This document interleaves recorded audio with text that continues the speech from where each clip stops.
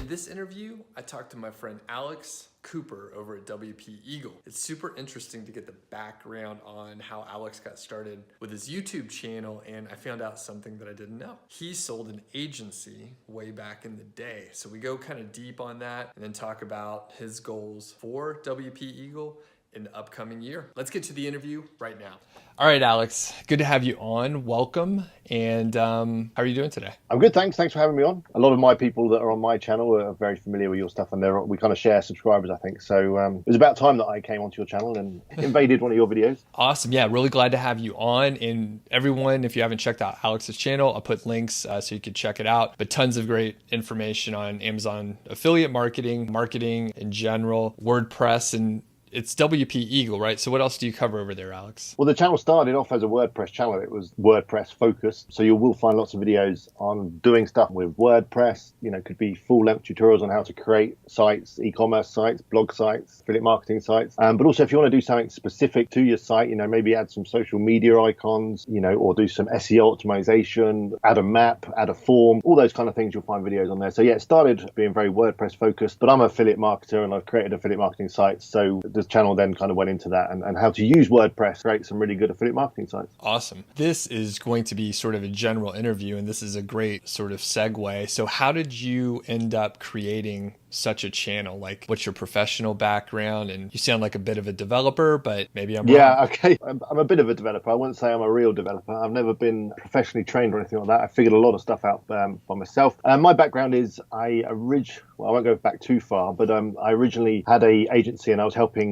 clients with their Google AdWords and their pay-per-click. And a lot of clients were let down by their websites. So, you know, you create an excellent paid advertising campaign and then you'd send the traffic to a website that wasn't very good at converting that traffic. And that's when I discovered WordPress. And so I started offering web services, mainly creating landing pages for the pay-per-click campaigns. I got really into WordPress, you know, absolutely was blown away by how good it was and how easy it was to use and the power of it and the fact that it's free. So yeah, and I kind of stumbled across affiliate marketing a few years ago, and I realized that that's really where I wanted to get to. I wanted to be an affiliate marketeer. I wanted to lose the clients because, you know, they take up quite a lot of time. They're always ringing you and emailing you and all that kind of stuff. So Right. Yeah, I thought WordPress was a good thing to do. I could see that there was a lot of people looking for information on WordPress. So I just started making a few videos on how to do WordPress stuff, and it just kind of grew from there. And I've been going, you know, 3 or 4 years. It's only the last couple of years though that I've really been, you know, working on the channel, and now I upload every week if I can.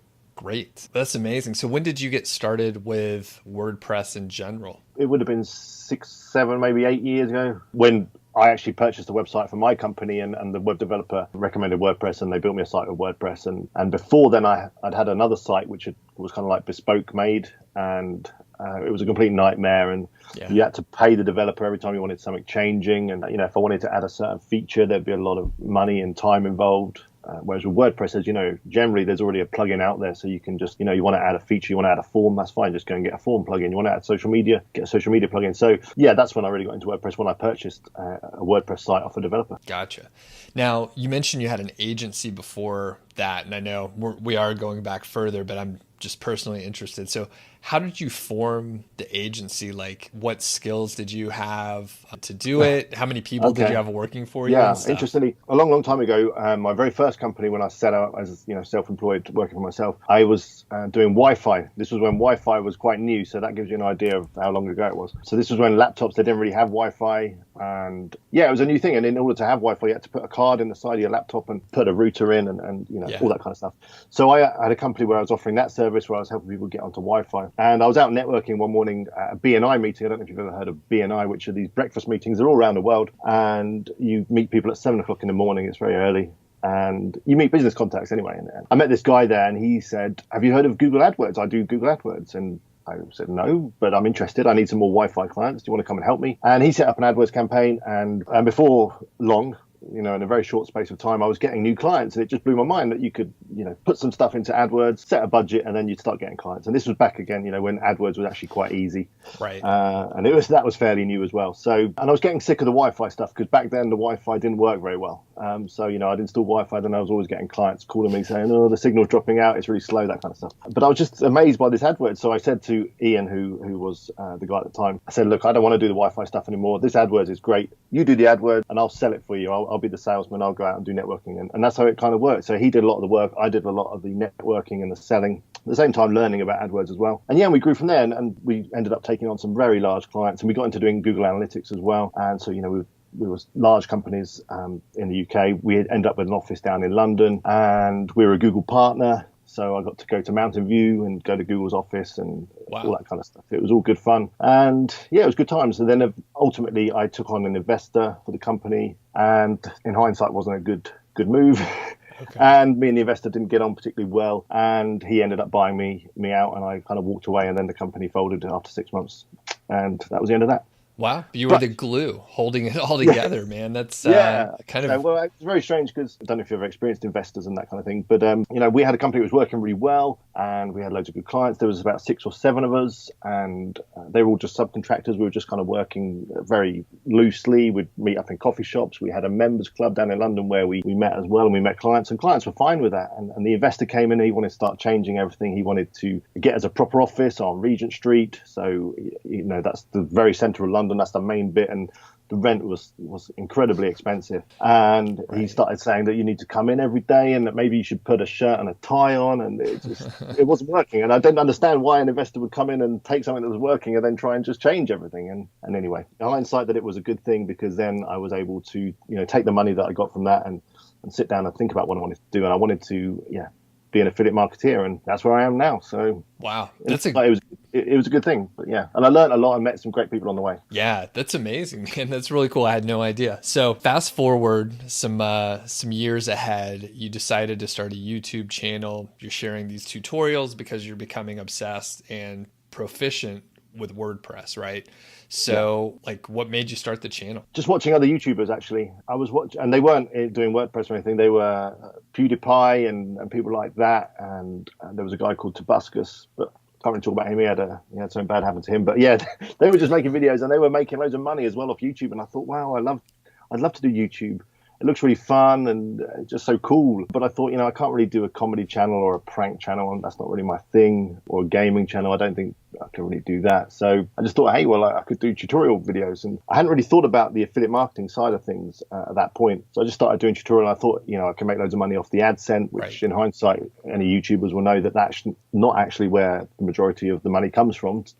Most YouTubers make their money from other things, not AdSense. Yeah, then I made a video on how to make a site. And I realized that in order to make a website, you need website hosting and you need a domain name and all that kind of stuff. So there was an obvious affiliate opportunity there. So I hunted out some good hosts, which I've changed over the time. If you look at some of my earlier videos, I recommend different hosting companies. But yeah, and that's kind of how it went from there. And one of them really took off, and I started earning some affiliate commission, and that just drove me on to do more and more. I imagine, because I'm going through the grind of trying to grow a YouTube channel. And I suppose it never goes away, but do you remember the early days? How long did it take you to, get 1,000 subscribers or 5,000? Can you walk us through sort of what you were thinking? I can vaguely remember. I was very excited when I got my first 1,000 subscribers, and it took a long time. It did take a long time, but now it's like a snowball, isn't it? You gain some momentum. Your first 100 subscribers on YouTube are probably the hardest to get. Once you invited all your friends and family and you got up to 30 with that, the first 100 are the hardest. But then, when you get to 10,000, getting to 15,000 is not as hard. And, I've just gone past 20,000 and I'm nearly up to 21,000 already. So it's just, you gain some momentum. It's like all these things. Once you get that momentum going, it becomes a lot easier. And yeah, I'm really loving YouTube. And just up the road in London, there's the YouTube Space, which I've been to a few times, and they run events and you get to meet other YouTubers, small YouTubers and big YouTubers. So it's just a lovely thing to do. And yeah, I love being a YouTuber. Awesome. Yeah. And it's funny because it wasn't even a thing just a few years ago. So very amazing. So you said you just hit about 20,000 subscribers, right, Alex? So what are your overall goals for the channel?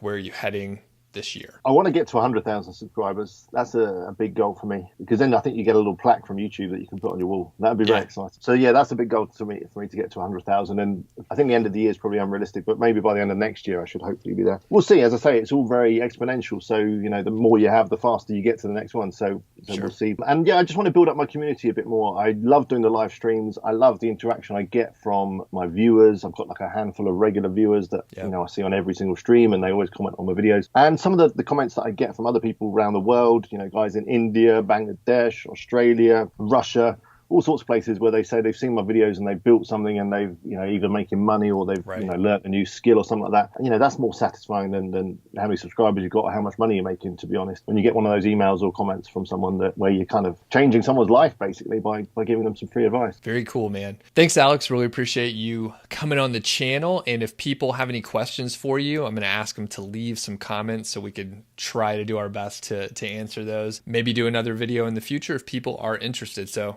thanks, Alex. Yeah, that's fine. Yeah, good. I look forward to hearing your comments.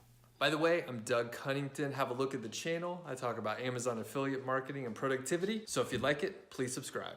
Thanks.